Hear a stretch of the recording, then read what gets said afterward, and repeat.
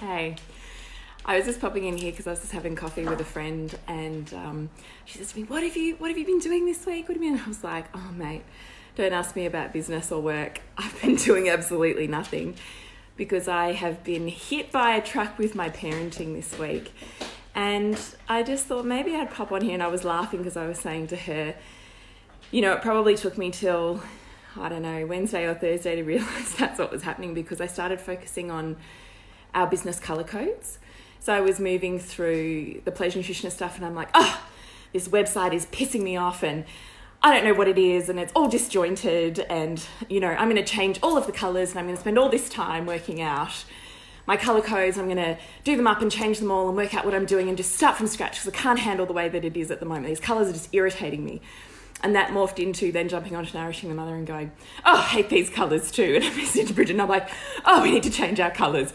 And then I'm shooting her through all of these like colour-coded bloody things that I was doing before all of a sudden I was like getting chaotic about it. And where I took a breath and I was like, oh, I'm over it. I'm not changing any of it. And I realised it's the small things, right? Because parenting felt so big, and I was having one of those weeks where I was holding so much that I was hitting my real edges on what I felt like I could be with comfortably, that it was getting uncomfortable. And often when that happens without our awareness on how to bring ourselves back, we start focusing on the little things, right?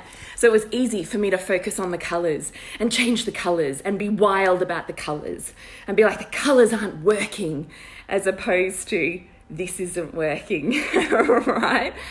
And, you know, I just find the irony of that really funny, because I think often in relationship and around our homes and in our lives, we want to focus on the mess and the cleaning and, I don't know, the to-do lists and all the shit that seems like is paramount and is stacked upon whether we're worthy or not worthy, whether we've achieved or not achieved. And in the end, actually, hey, Bruce! Oh, sorry, I've got someone coming to my door. Hang on.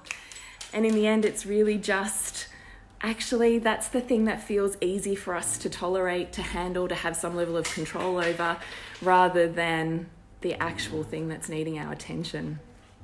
So I don't know, I thought maybe there was something in that for you.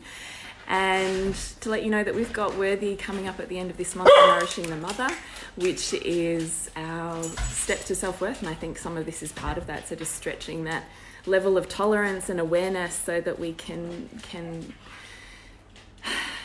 see the chaos and feel our way into a level of capacity with it, rather than focusing on the small stuff like the colours on your website or your Instagram. Right? Oh, get your tissue. Get your tissue. So, I don't know, that was it. And then I was thinking, this is the craziness of motherhood and business too, right? Is that some weeks it feels like you're killing it in business, and other weeks it feels like, man, all of my time is consumed with motherhood.